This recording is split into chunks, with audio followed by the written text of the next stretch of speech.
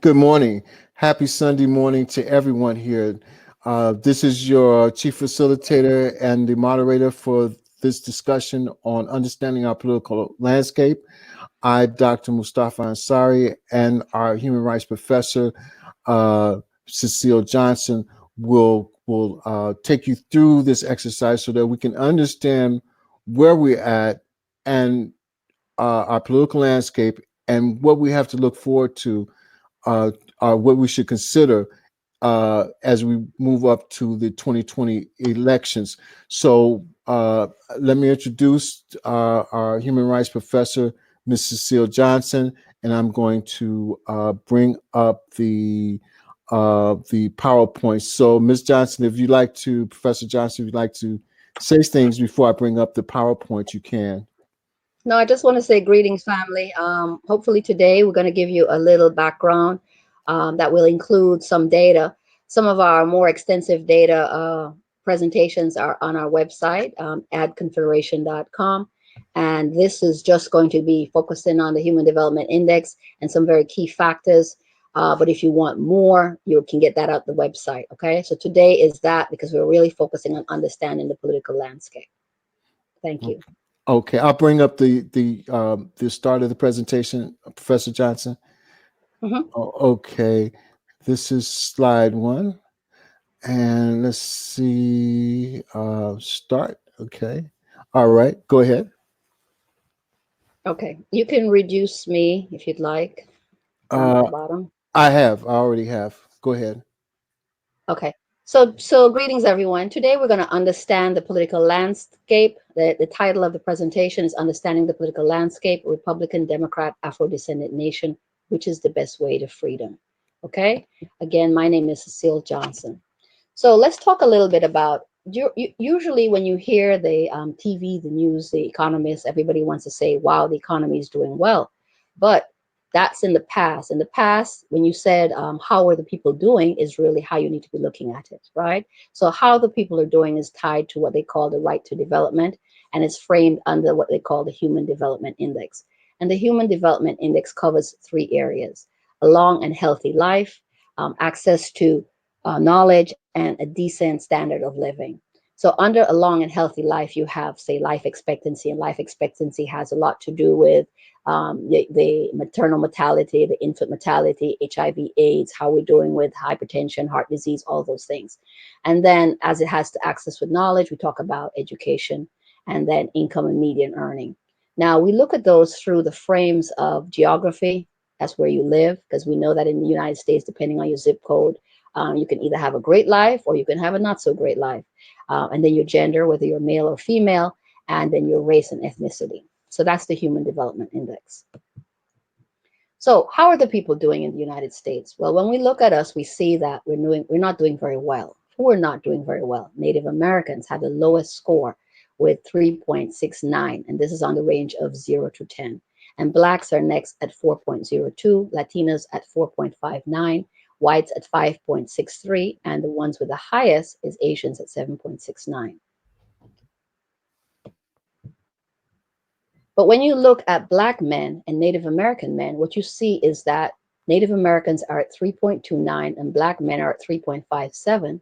And this score is similar to what the United States had 60 years ago in the 1960s. So what you're seeing is that we've not made much progress in both of those areas.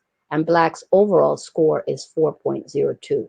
So it's only because Black women is on a little higher on the 4 level, and so between the average of the 3.57, we get 4.02, which is not good on a score of 0 to 10.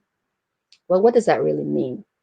So when you look at 10 metropolitan areas across the country, you'll see that on almost every city, Black and Latinos are at the bottom of the Human Development Index. And a few years ago, you had the Kerner report, and they had an update of the Kerner report. And what they showed was that those first 10 years after the Kerner report, there was some progress, right? And then after that, that progress slowed. Then it stopped, and in many ways was reversed. So that today, racial and ethnic discrimination is again worsening. So they see that we're resegregating our cities, our schools, condemning millions of kids to inferior education, and taking away from them any real possibility of going out of poverty. In future presentations, we'll talk a little bit more about the opportunity index, which will explain some of that. And then we have the Washington Post article that talks about embedded within the trends for African American health are some troubling statistics. When it comes to HIV, we are 7 to 9 times more likely than whites to succumb to the disease. When it comes to homicide, they have seen no significant improvement in the state of death from that. When it comes to poverty, unemployment, and the high amount of lack of home ownership, a lot of blacks have no access to health care, and obesity is on the rise because many of our people live in food deserts. So blacks aged 35 to 44 are 50% more likely than whites to have high blood pressure. That's called living while black in the United States. Very stressful. And when it comes to the homicide rate among ages 18 to 34, it's 9 times as high as the rate among whites. And 35 to 49 is 5 times as high. So when you look at the top 10 leading cause of death for blacks, you'll see that we are the only group that has three things that other people don't have. The homicide that we just mentioned, and that homicide has a lot to do with not only black on black violence, but also the high rate of killings by police officers. Then you have HIV disease and septicemia, which is like a blood poisoning. Um, when it comes to infant and maternal mortality, Black women are dying at 3 to 4 times the rate of non-Hispanic white women, and infants born to African American women are dying at twice the rate of others. This is not just an issue of poverty, because when you look at the data as it relates to Hispanics, they are equally poor or almost as poor as we are, but their infants are not dying at the rate that ours is. So this is definitely a black and white issue when it comes to infant mortality. In places like Chicago, the rate is 3 times the rate of whites. It's like 14 per thousand versus 5 per thousand for whites.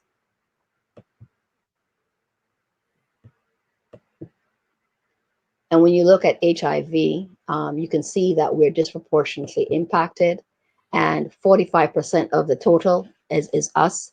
62% of the women, 64% of the infections attributed to heterosexual contact, and 64% of our children ages less than 13.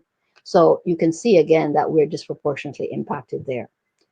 Now, a few years ago, when I was looking at data, and the only area that we were the lowest in was in suicide. And then last October, this study came out that said self-reported suicide attempts of Black adolescents rose by 73%.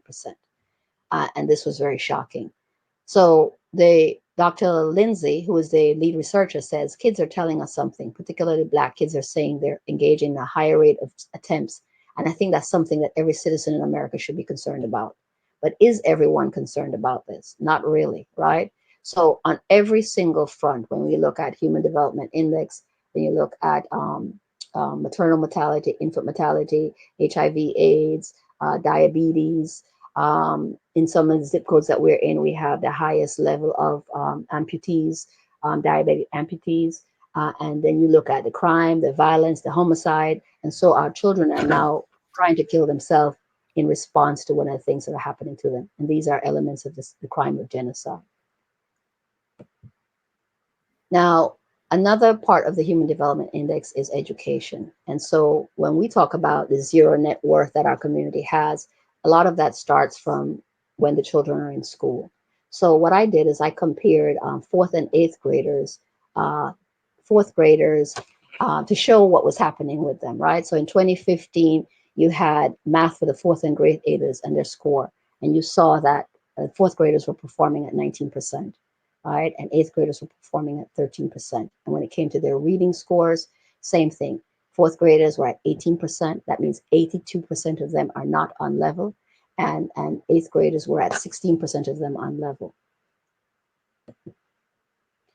So when you look at 2011 and you look at 2015, which is 4 years later, and you look at the same children, those who were in the fourth grade in 2011 and those who were in the eighth grade in 2015, what you see is something that's shocking, right?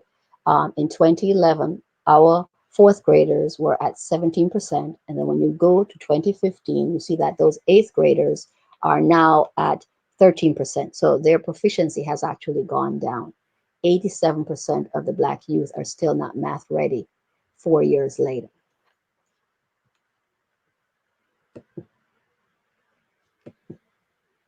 When it comes to reading, same thing. In 2011, when the children were in fourth grade, 17% of them were proficient in reading. And 4 years later, it's down to 16%, right? So that means 84% are still not reading on level. Why is this important? It's important because when you get to high school graduation rates, we see miraculously that our children are graduating at a 75% rate. But if they're doing so poorly in eighth grade, how could they now come to high school and be miraculously graduating? So what we're seeing is that a lot of these children, right, end up, look at this data. This is 12th grade, college readiness. 34% are on English level, 16% are reading on level, 14% are on math level, and 10% are on science level. And so this data gives you a reflection of what has happened those last 4 years in high school. Because they came in substandard, they're leaving substandard. And so they're graduating them, giving them this piece of paper, giving them false hopes and expectations. And many of them, when they do, if they do get into college, cannot get out in 4 years, right? So they end up staying there 6 to 8 years, end up with a lot of debt. And so you have a community where people are already poor coming out even poorer. This is something that we need to take care of ourselves. So, why is your right to education so fundamental? Because society benefits from your right to education, right? Social and economic development, and a key element to achieving lasting peace and sustainable development, it comes out of making sure that your children leave school educated. And it's a powerful tool in developing. Here we have a community where I would say 85% of our children are semi literate, and we expect them to be able to come into our community and be able to build our community. It's really hard. So it's an empowerment right. It lifts marginalized groups of people out of poverty, and it's an indispensable means of realizing other rights. It contributes to the full development of the human personality. So in our communities, we need to make sure that the schools are teaching our children what we need them to learn, and that they come out proficient and able to function as adults in our community. So where you live impacts how long you live. And because most of our cities are segregated, that means that people with shorter life expectancies have usually have poor health. So let's give an example. In Chicago in 2012, when I was doing the Human Development Index, we noticed that there was a 14-year difference in Black and white life expectancy. Illinois itself had a large gap, like 8 years, but Chicago itself was 14 years. And then last year, in 2019, that jumped from 14 years to 30 years in some of the Chicago communities, right? And when you look at places like New York City and Washington, D.C., they say is 27.5 years, and New York City is 27.4 years. And both of those places, there's a lot of gentrification going on. Mayors are touting how well those cities are doing. But when you look at the disparity between Black and white lives, you see these huge gaps, right? So the goal of you understanding this is that sometimes when you hear them singing this happy song doesn't apply to you, okay? As you can see by this huge gap in life expectancy in Chicago and many of the major cities. Down in Colombia, it's like 21 years. So it's not just the big cities, it's almost in every major city that we're in, you're seeing that. And then in 2016, they said that the average Black family would need 228 years to build the wealth of a white family today. And that is assuming that the white families stopped doing anything and just waited for you to catch up, right? It would take 228 years. So this is something we can't wait on. We had past public policies created the racial wealth gap, and current policies actually widen the gap. So look at this. This is a projection, a 2017 projection, where you can see that the whites population, their median net worth is 122,000, while blacks is 1633, right? And then you have the road to zero wealth by 2053. White median net worth at that time will be $137,000, and ours will be zero, right? You should be frightened by this data.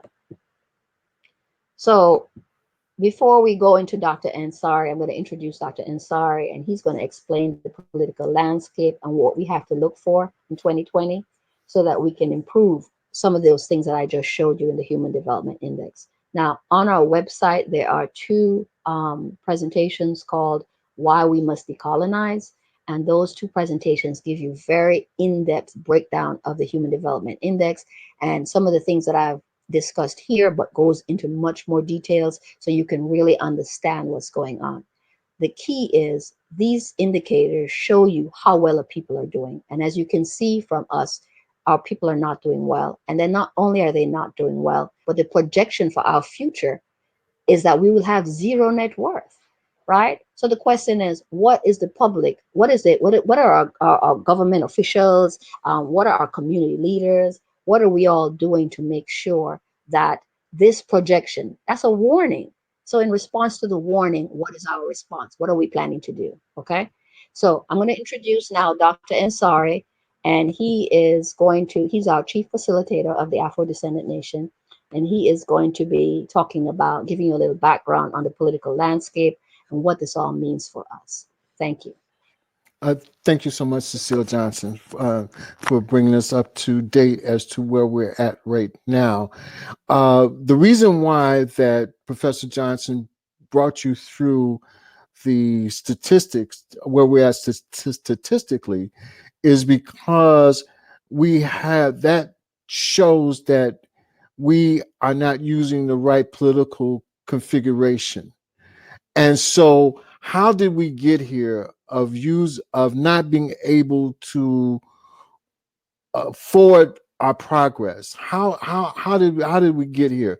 So I'm going to take you through the political processes of how we got here and how we can resolve it through a reconfiguration of how we do politics. And so how did this all begin? This all began at least this modern version was that we are looking at right now was at the ending of slavery.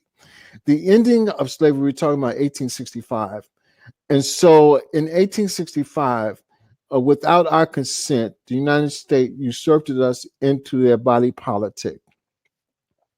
But the way that they usurped us into the body politic was to put us at the very lowest rung of the body politic, and which is as a simple minority.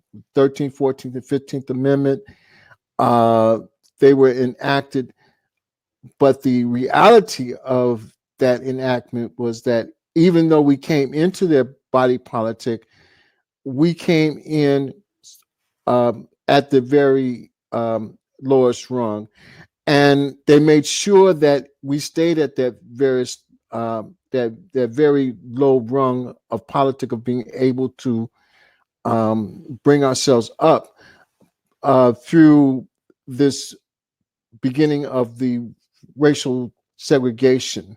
So Jim Crow, we have Lincoln on the left, and he died in 1865 through an assassination. And we have this rabid segregationist, Andrew Johnson, on the right-hand side.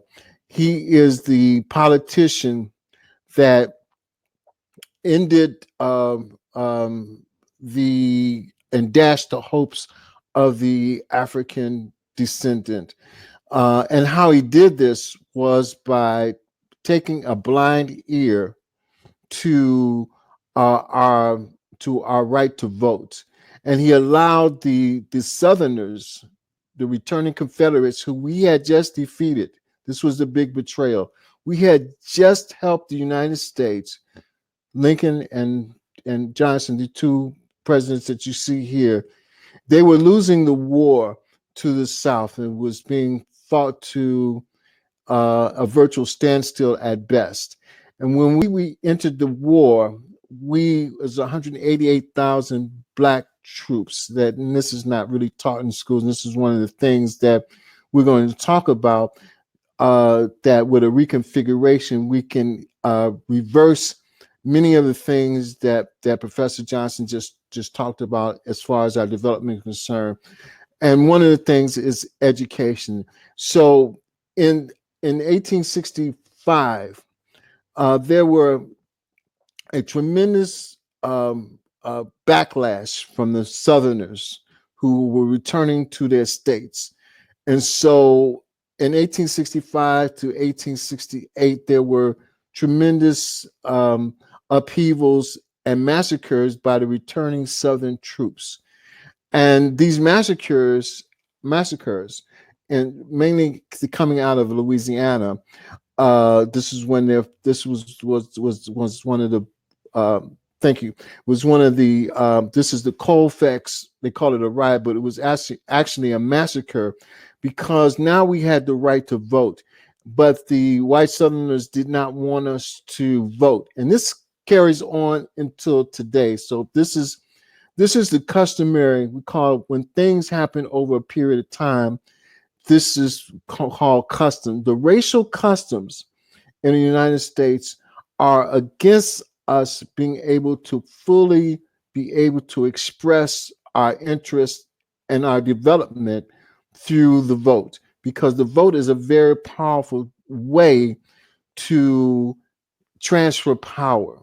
In fact, that's what the vote is used for. And that's why we have misused the franchise that we have with the right to vote.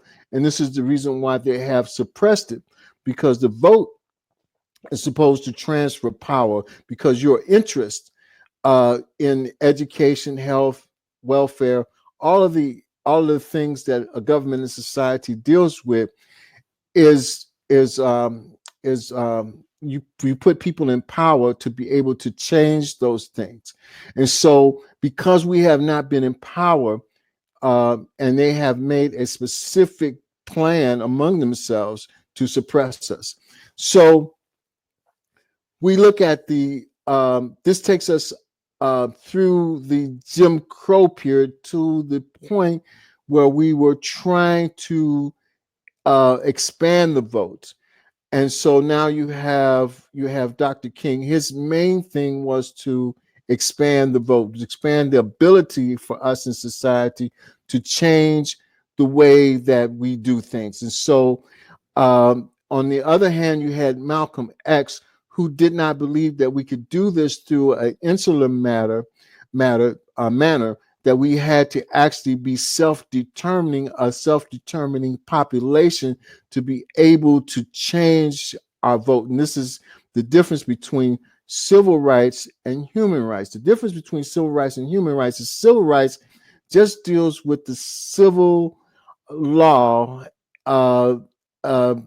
pertaining to the majority population. It just deals with the civil rights, whether you have the right to vote, whether you have the right to certain benefits of the overall society. On the other hand, human rights allows us to be a self-determining people where we can make those decisions for ourselves. The Indian people in the United States, the people from Guam, the Puerto Ricans, all these people have the Virgin Islands, the atolls, the Samoans, the Fiji Islanders, the Marshall Islanders. All of these are part of the body politic of the United States, but they have different levels of independence. And so we do not have a level of independence because we're under this umbrella of civil rights. And so we're going to look at how, and it has not served us well, as Professor Johnson, because we're not making those decisions with our votes that would allow us to be able to change. And so now we have we have a situation in the Americas where we have the sellout crew on the left. These are the Black Republicans, and not just them, but the Black Republicans and the sellout crew. But on the right, we have the Black Democrats, which is the Black Caucus. So the present political situation is that we are ineffective in the way that we're doing politics. It's ineffective to be lapdogs for the Republican Party and to take crumbs from the Trump administration because they don't have us on their political platform.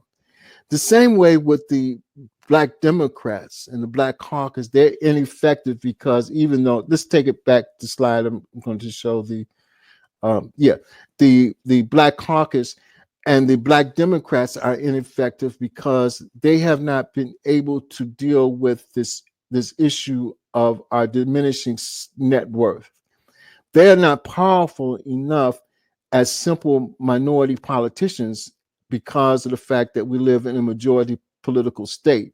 So because they don't have the sufficient power as and votes to push the legislation that would develop our human rights index, they have become as equally sell out Negroes, and I put this at the bottom, because of the fact that they are ineffective and they have no power under this present political structure.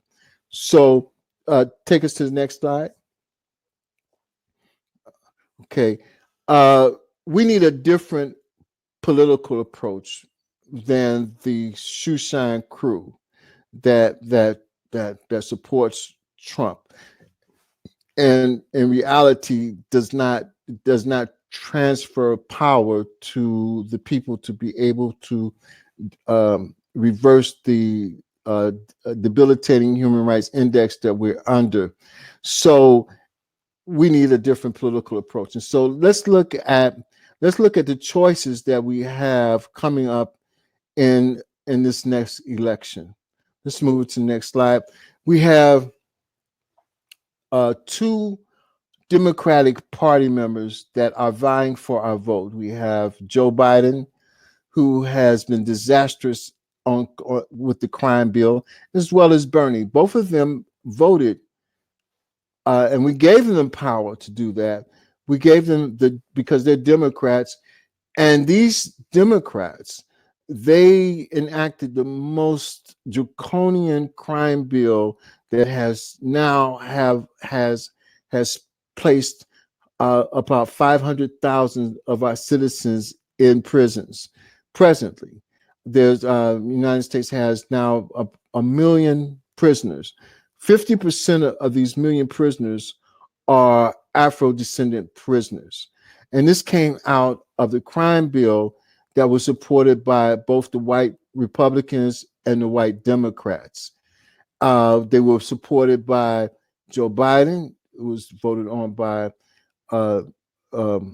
Bernie Sanders, and this crime bill was supported by the Black Caucus.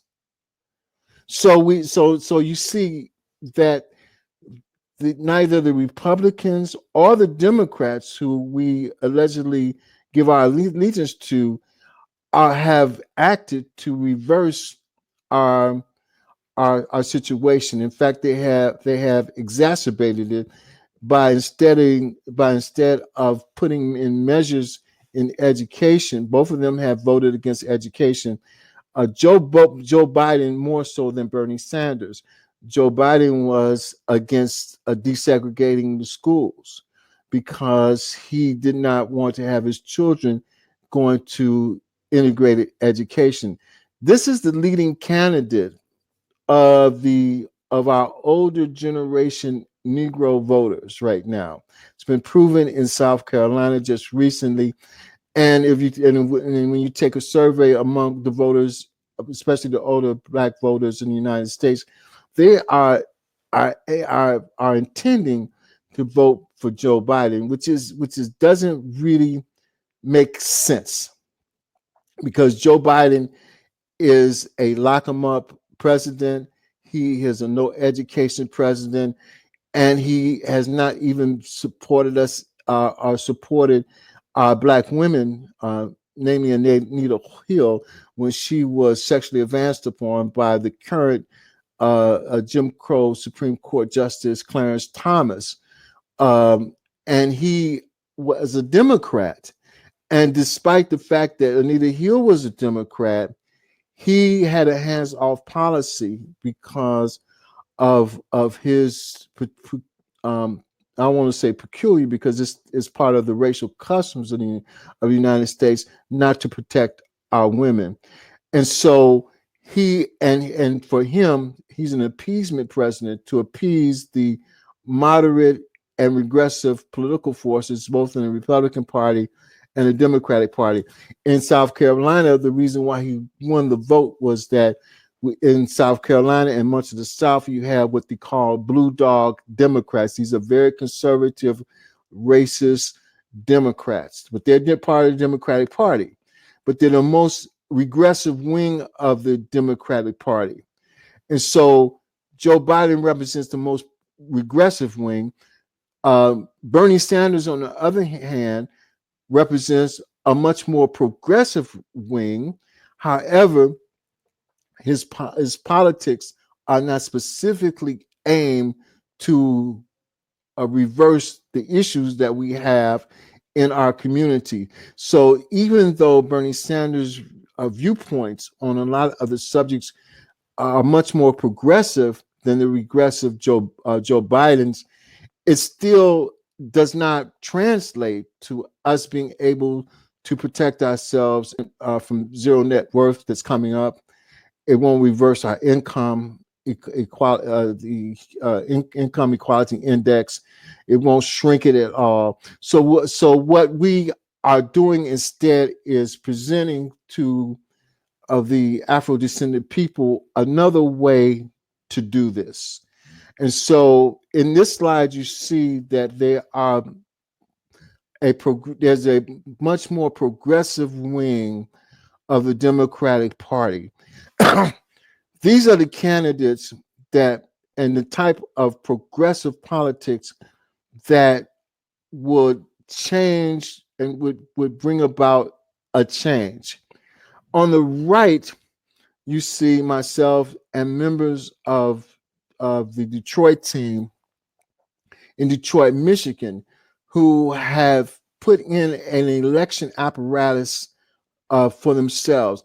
And in this, we're celebrating the fact that these brothers have now obtained over 130,000 consents to change and withdraw from the society, not withdraw from the society, but withdraw from the Detroit City Council and to implement their own city council. So this is a remarkable change because Detroit, and we're going to expand this for the whole United States, once you reconfigure the political landscape by now becoming the city council or replacing the city council with your own council, now cities like Detroit and your city could convert their city budgets to the people. And in Detroit, the city budget per year is $2 billion. The white politicians have taken this $2 billion over the last decades to the extent and have transferred the wealth and opportunities and the properties to their own use, to the extent that you have a very poor and deprived and abandoned Detroit Black citizenry. What this does, because of the reconfiguration, is allow now of the power to go to this city council that would be able now to be in the place to absorb the state and federal funding and the international funding that it would take to rejuvenate and rehabilitate the schools, which would increase the education of our children, because the state of the schools right now is deplorable. You see from the statistics that Professor Johnson has supplied us that our children are reading at a very deficient rate, at a 13%. Our children are coming out of schools virtually illiterate. And I can attest to this because for years I worked as a college professor, and I had the unfortunate reality to have students come into my class that I couldn't pass. So the majority of the Black students that came into my class, I taught at integrated college, the majority of the Black students that came into my class couldn't make it. They couldn't, and I was teaching political science. So there is a reality that we have to understand that we have a special situation because we're a special population. Now, in the inter-American system, that means the international system of courts and the international system of law for the Western Hemisphere. This deals with Canada, it deals with Central America, and of course the United States. The United States, and this is another reason why we dislike the the Black Caucus, because they should have informed us that in the year 2000 that we had been assessed and have a new status that was brought on by the Organization of American States and the Afro-descendants, which is we are a representative body of 200 million in the Western Hemisphere. This representatives of the 200 million met in this state in South America called Uruguay, and they obtained this name and this status that's now a part of the international law that's called Afro-descendants. And Afro-descendants have been reclassified, except for in the United States, and this is as a special minority. So we have moved from the simple minority status that was given to us by the United States after the Civil War, and that we have utilized up until this time to our detriment, because it has not been effective in bringing out the best in our population. We're at the bottom rungs of health, education, more criminalized. We're at the bottom rung of that because we are in this wrong configuration. We're in a simple minority configuration where we can't make decisions. The special minority category, because we are both indigenous and Afro-descendants, and our indigenous status relates back to the historical reality that the African people in the ancient times populated the entire continent and the world, and then they populated the Americas hundreds of thousands of years ago. So the people that we think are Indians or indigenous people, they are at least the essence of them, and I'll talk about that, is indigenous.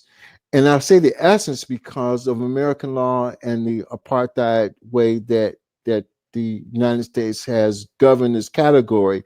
We now have only 2 million Indians, and 75% of them are white Indians.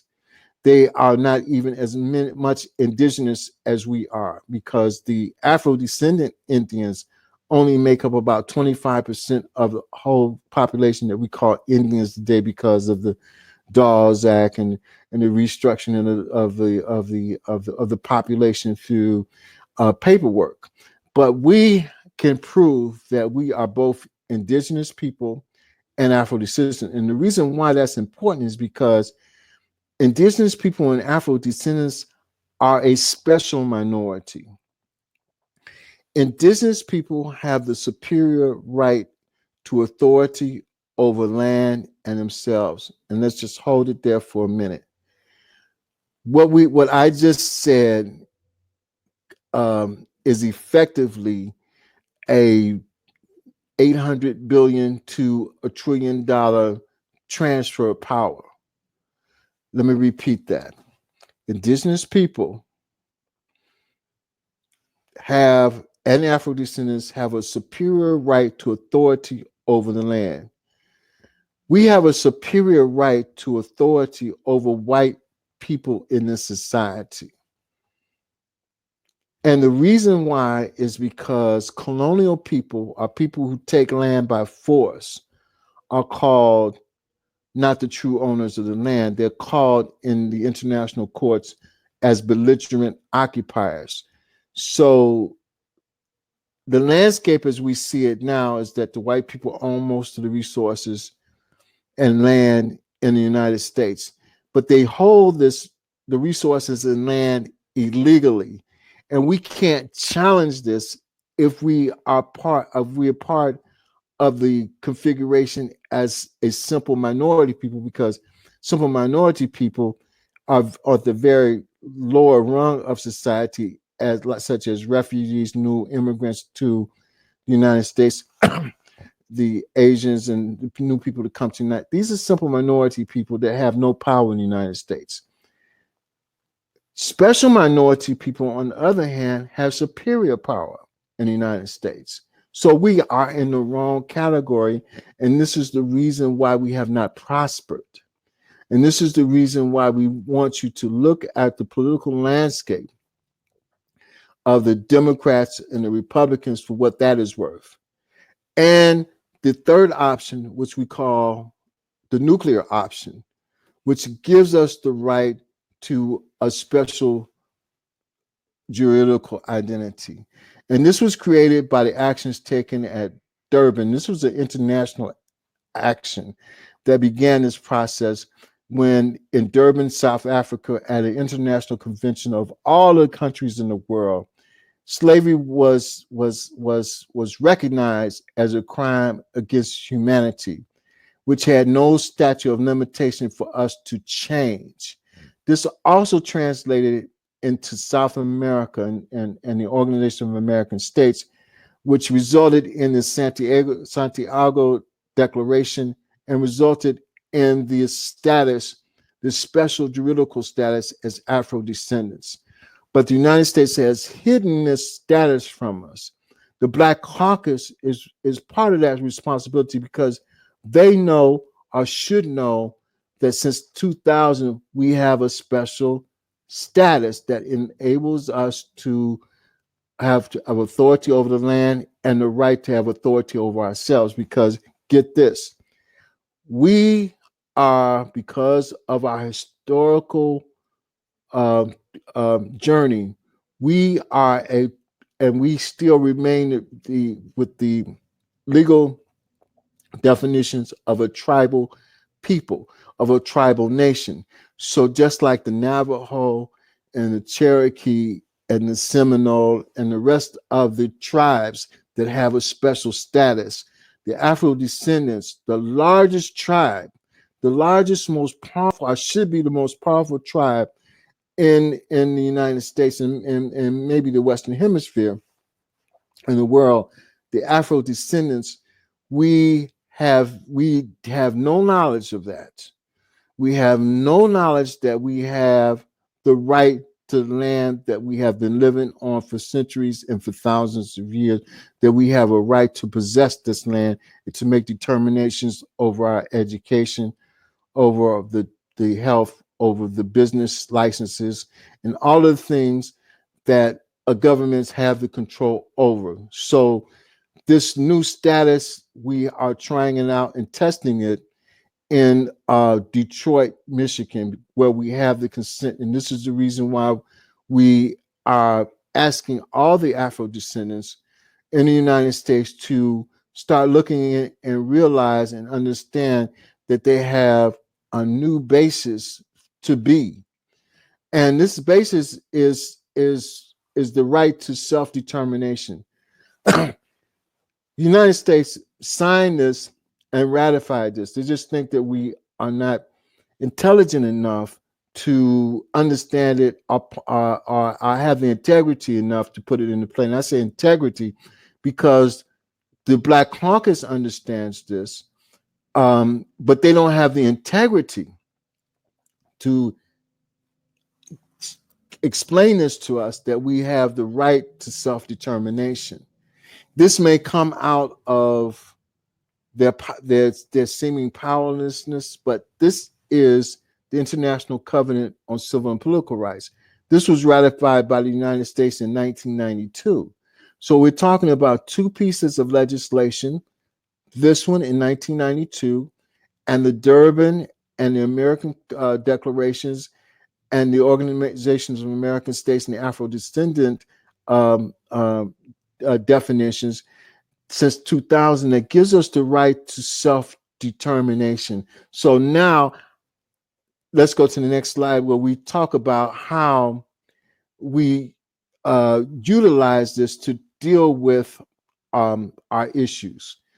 One of the issues is that we have been severely damaged by the political configuration of the United States, by their suppression of our personage and their depreciation and nullification of our rights to express that through voting.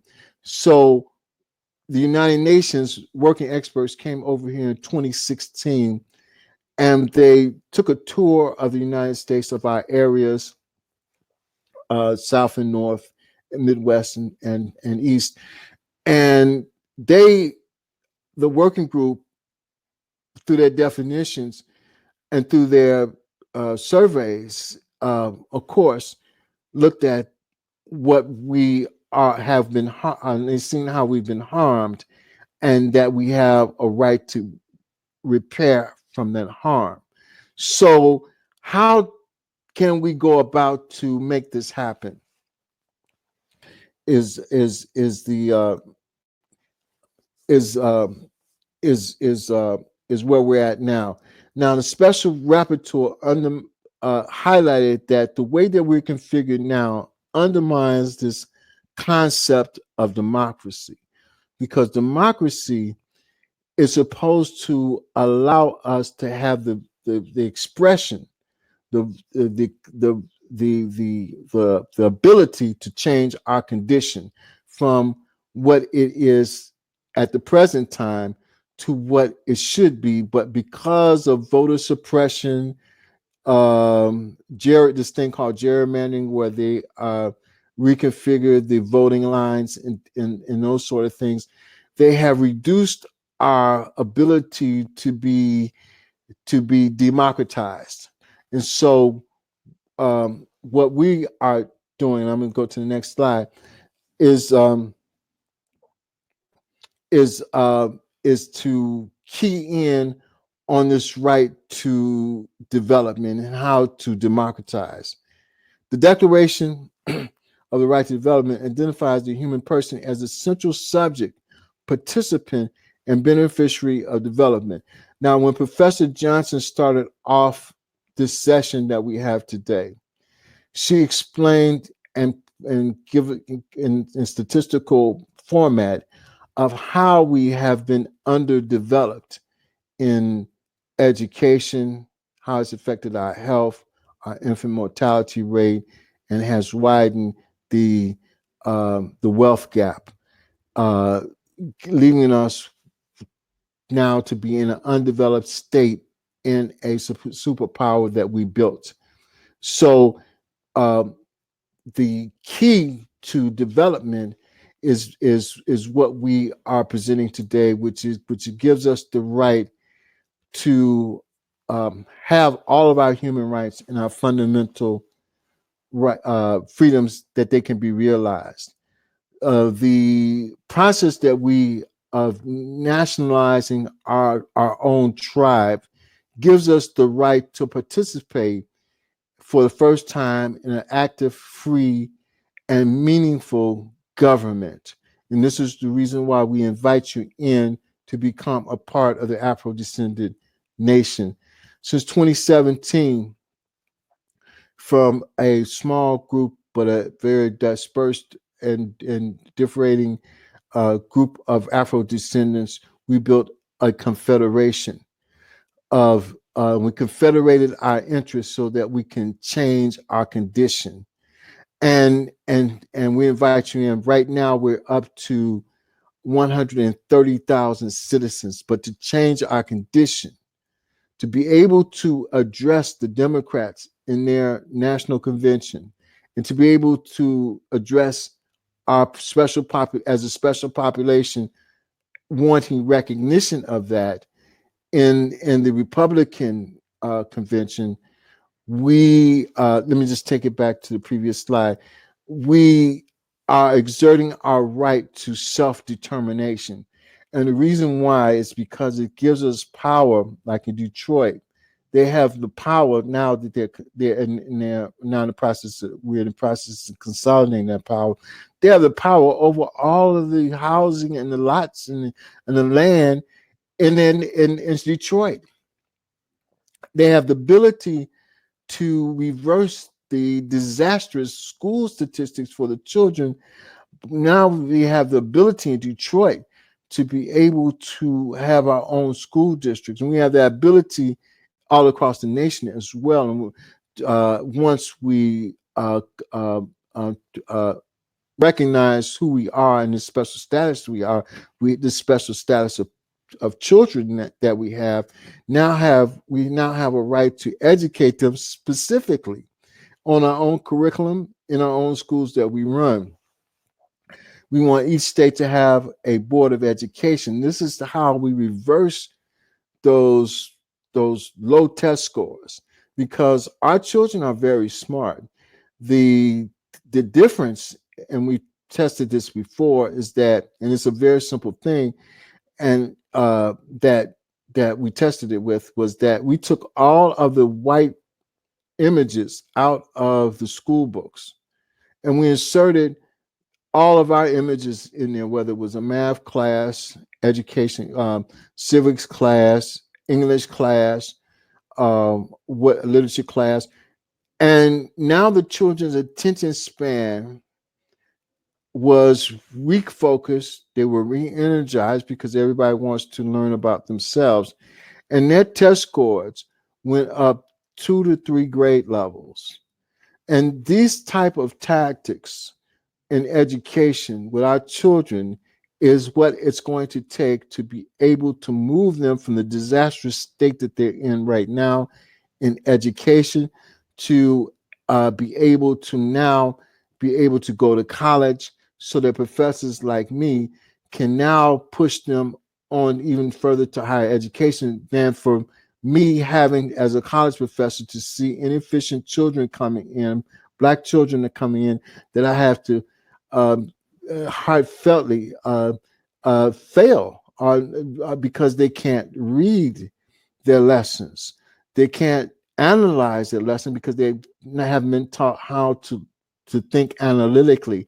Many of our children don't think analytically, at least as much as proficient as they should, because their teachers don't have that intent. So they are just regurgitating information, dates, and using plug and play tactics rather than really being we're not turning out thinkers. But when we have the ability to create schools, that's bullet point 3, 4. When we have the ability to create schools and school-centered communities, because what we want Detroit to be is a school-centered community. Right now it's disorganized, but we want to build up the schools first. And we want to build up the community around the schools, the housing around the schools. So there's a free housing program and there's an affordable housing program that we're pursuing in Detroit.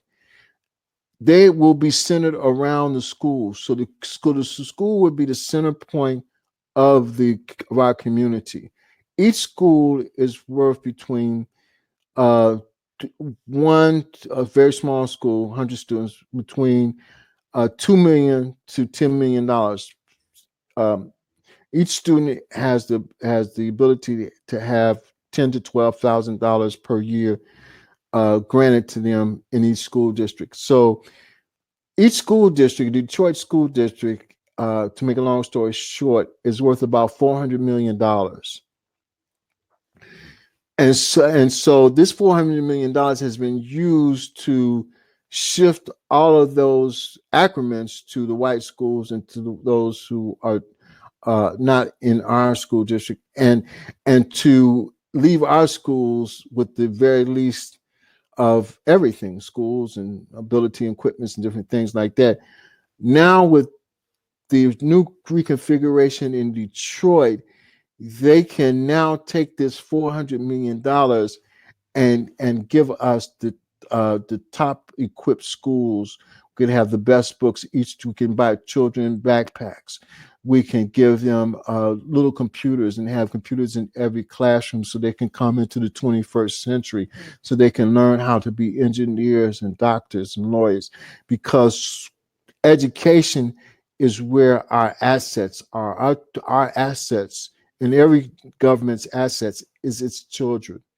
And we have not been able to do this in the configuration as a simple minority, using the simple of whether we're going to vote for a white Democrat or a white Republican to govern our children, to govern ourselves, and to bring these horrible police into our community. Now we have the ability to create our own areas in which we control, which we can have the parents become more involved with the children and their schooling. We will be able to make sure that every citizen in our areas are educated. We have adult education. We have people committing crimes because they don't have education. So most of the people that are criminals have between the seventh and usually have, on the average, have about a seventh grade education because they can't do anything else. So we have an opportunity to reform the criminal justice system by now making sure that it's mandatory that all people who have made offenses in custody are on rehabilitation programs so they can rejoin the communities that's going to be healthy.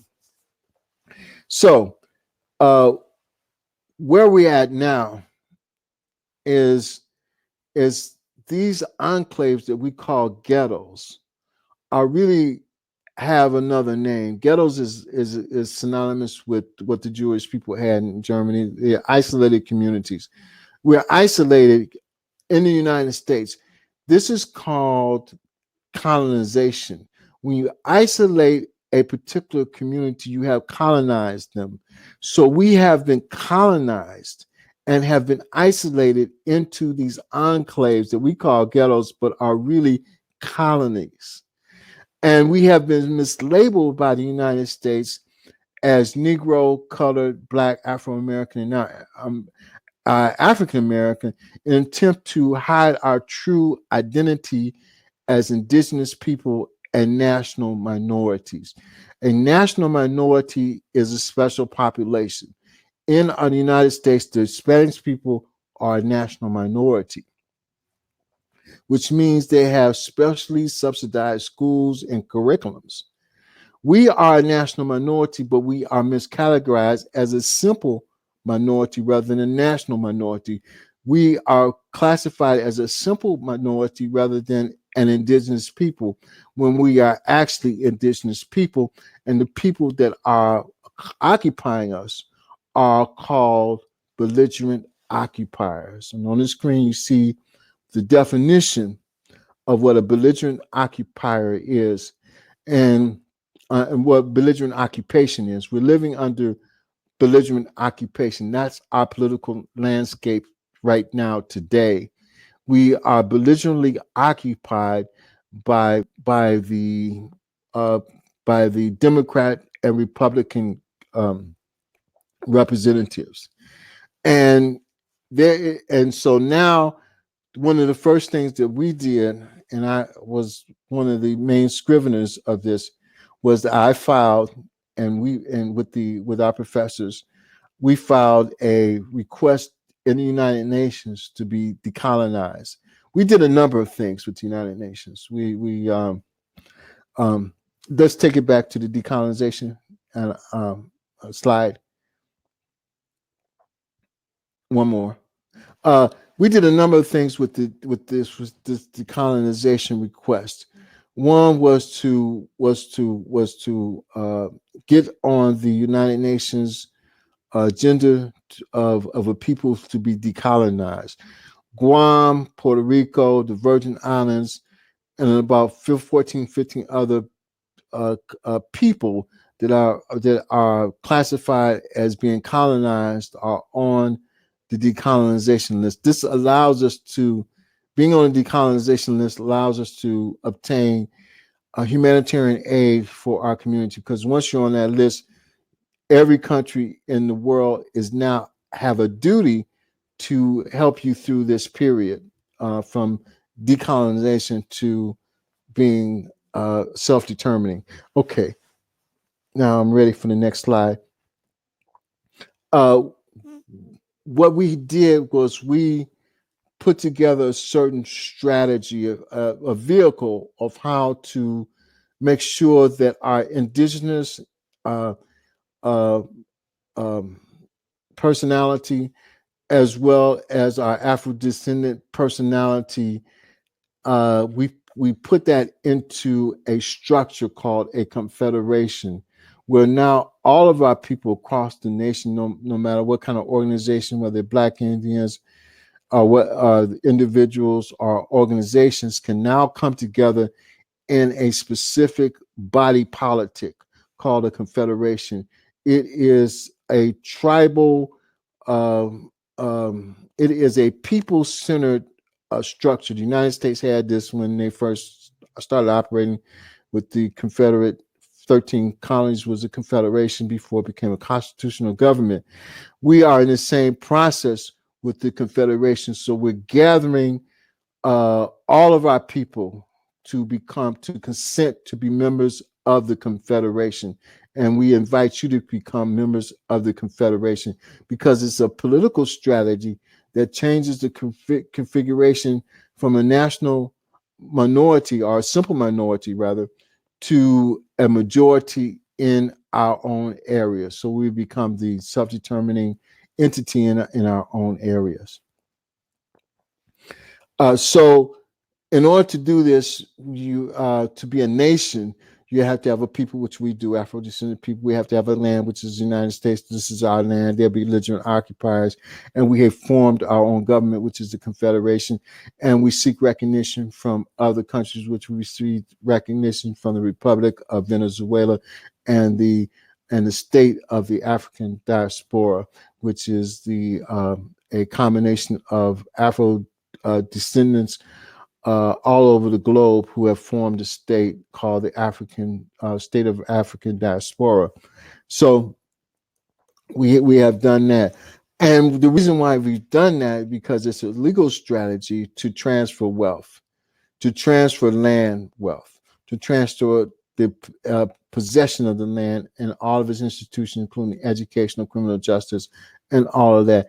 This is a political strategy. Right now, we don't have a political strategy. Our only political strategy right now is, if you can call it that, is voting for the lesser of the two evils, which is a non-strategy. It's what we have been. The civil rights people left us with this just vote. Civil rights people who just vote, but vote for what? They have no strategy. Our representatives have no strategy for us. The Black Caucus has no strategy for us. So we took it upon ourselves to put together a strategy and a confederation so that we can change the condition that we're in at this point. So Chicago, let's take it. We looked at Detroit. Chicago's budget is even bigger. It's 11.65 billion. Afro-descendants are 30% of the population, so that means that they're entitled to $3.5 billion, which they are not getting. 70% of Black Chicago youth are unemployed. The crime rate is high, as you know.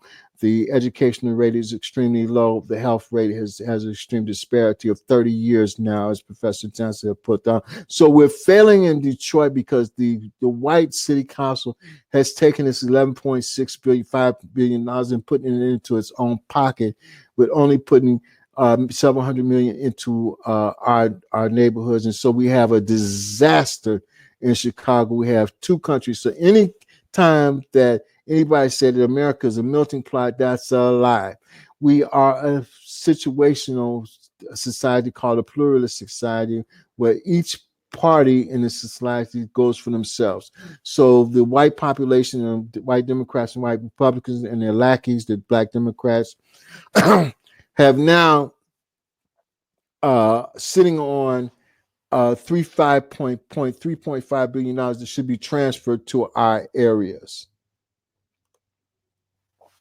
So that is, and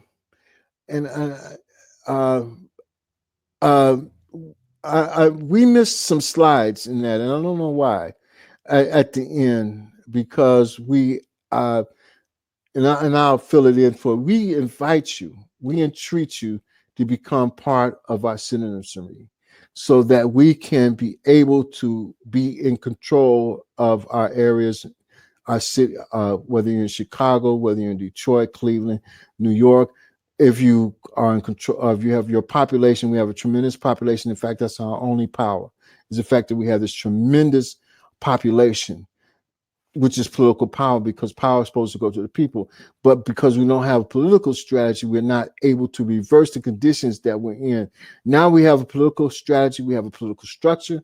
So it's incumbent upon us now to be able to take advantage of that. So we entreat you to become part of our citizenry.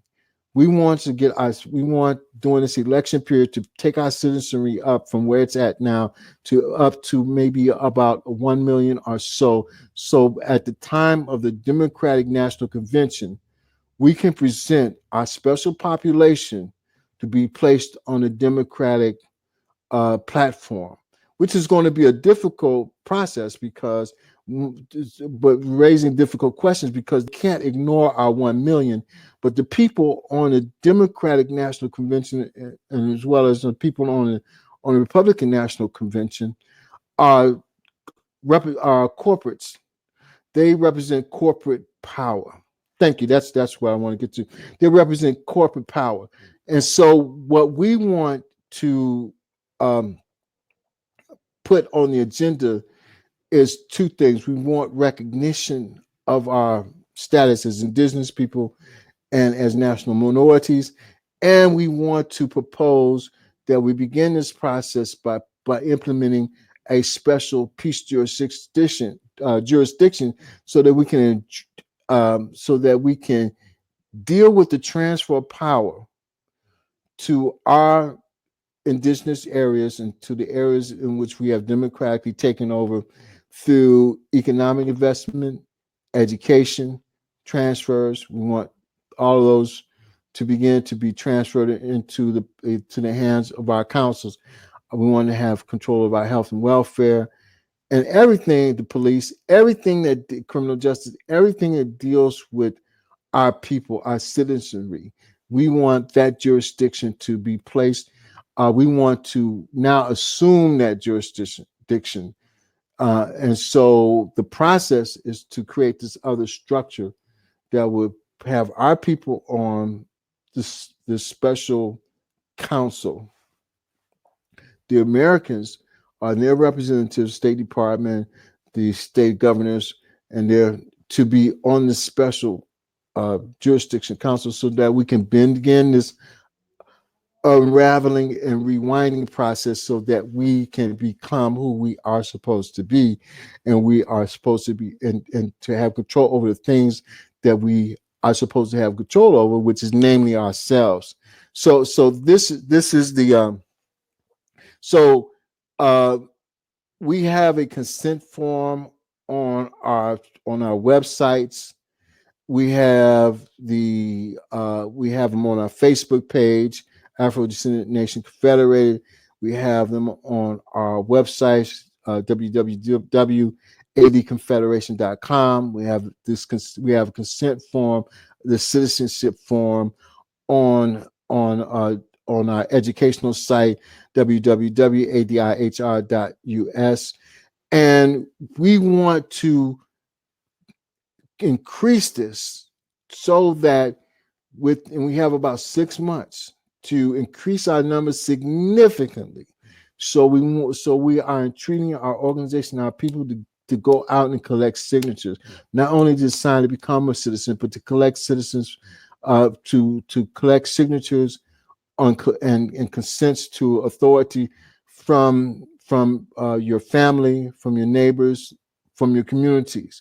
We are asking organizations to meet to go out to the bus stops, to the grocery stores, to the Social Security office, and to sign confederation agreements, to sign citizenship form, so that we can increase our numbers. Because in July 16th, the Democrats are going to hold a convention in Milwaukee, and in August the 24th, the Republicans are going to hold one their convention. Their convention to deal with their interests and their power.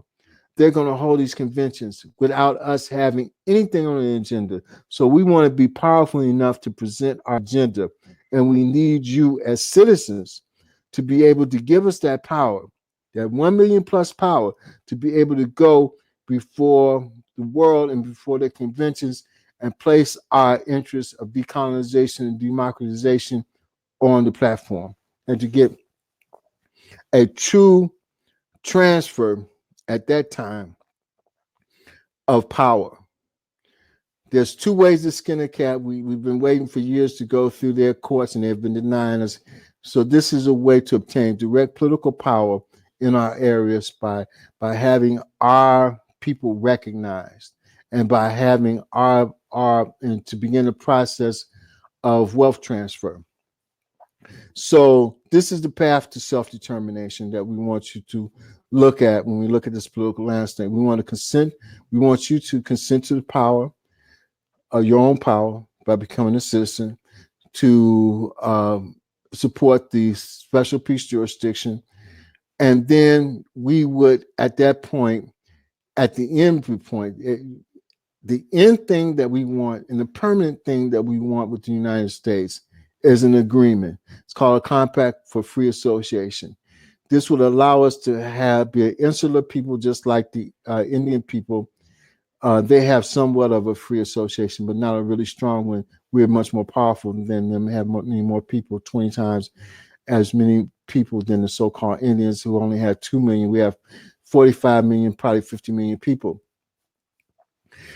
And we're in the major cities and the major metropolitan areas. We want that power to be able to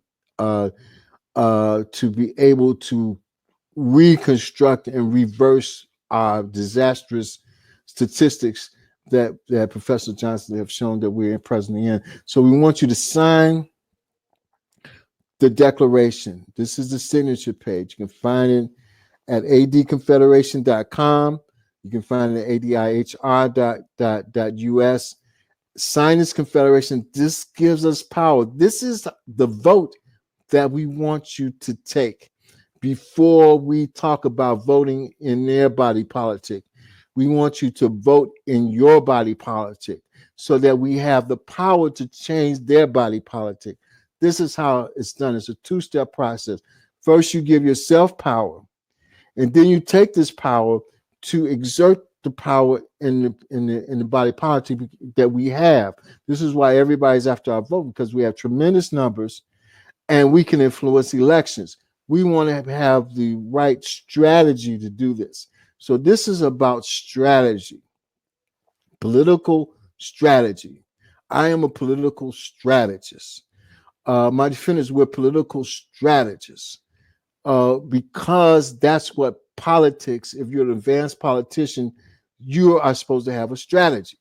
So we want you to register as citizens today, receive your citizenship cards so that we can change our children. On the top picture, we have what we want our children to be.